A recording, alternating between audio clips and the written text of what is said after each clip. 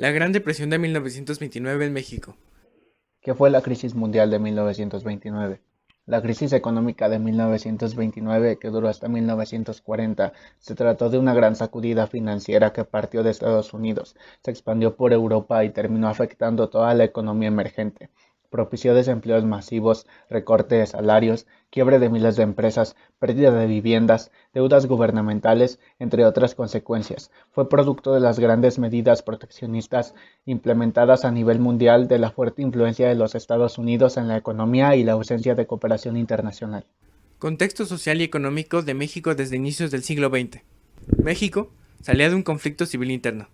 La Revolución Mexicana de 1910 había pasado por un momento de desequilibrio político, económico y social. Más tarde, con la terminación de la revolución y la búsqueda de una vía política encaminada a las leyes constitucionalistas y la institucionalización de las diferentes posturas políticas dentro del país, como vías para la restauración de una nación con un orden político y un cese a los movimientos de armados de levantamiento. Todo esto trajo diferentes movilidades tanto dentro de la economía exterior del país como en la economía interna. Dentro de la década de los años 30, con la llegada de Lázaro Cárdenas a la presidencia de México y la culminación del periodo del Maximato, se comenzó una serie de proyectos de restauración de la nación. Desafortunadamente, México aún era sumamente dependiente de las diferentes actividades económicas con influencia de los Estados Unidos. Para 1927, la economía se había estancado, la guerra cristera estaba en pleno apogeo y el gobierno enfrentaba un déficit y conflictos en torno al petróleo. El anticlericalismo y en Centroamérica amargaron las relaciones entre México y Estados Unidos.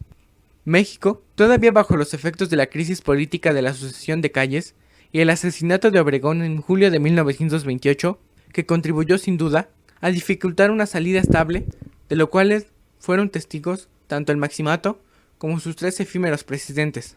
La argamasa del Estado revolucionario todavía estaba fresca, y los ordenamientos jurídicos e institucionales, entre ellos el PNR, como virtual partido único y partido Estado, no estaban consolidados y probados por la experiencia.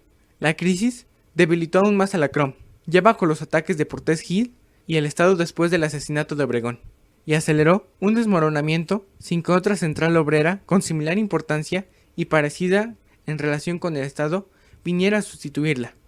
El gobierno pudo combinar los efectos de la crisis política con los de la crisis económica, para debilitar los lazos que ataban al Estado con los dirigentes sindicales de la CROM, y para acentuar los rasgos de la autonomía relativa en el Estado. Inicio de la Gran Depresión en México. Para el año de 1929, la población mexicana rondaba entre los 17 millones de habitantes. La mayor parte de la economía se centraba en la Ciudad de México como principal metrópoli financiera en el país. Ante los problemas fiscales, económicos, sociales y políticos dentro del país, junto con la Gran Depresión, propició una gran tasa de desempleos en el país y una baja en los principales ingresos económicos de ese momento, las importaciones. Todos estos problemas y demás generaron una recesión económica y una fuga de capital. México fue afectado con fuerza por su estrecha relación con Estados Unidos entre 1928 y 1932. El valor de las exportaciones se redujo en un 63% más que en Brasil, con un 44%, o Argentina en un 40%.